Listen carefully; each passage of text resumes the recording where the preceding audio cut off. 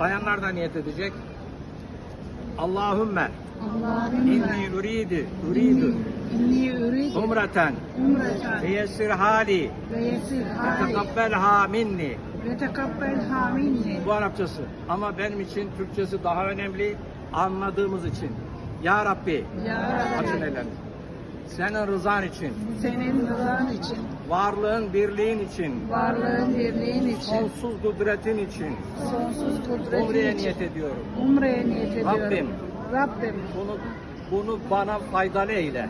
bunu bana Tesirini faydalı, lütfeyle. tesirini Bunu lütfen. benden kabul eyle. Bunu benden kabul et. Allah'ım Allah'ım bu umrede bu umrede istifade ettiklerimi, istifade kazandıklarımı kazandıklarımı mahşere kadar mahşere kadar muhafaza etme gücü ver ya Rabbi. muhafaza etme gücü ver ya Rabbi. Kolay eyle ya Rabbi. Kolay eyle ya Rabbi. Nefsime, Nefsime, düşmanlara, düşmanlara, her türlü şerlere, her türlü her türlü şerlere, fesatlara, her türlü her türlü tuzaklara her türlü düşürme ya Rabbi. düşürme.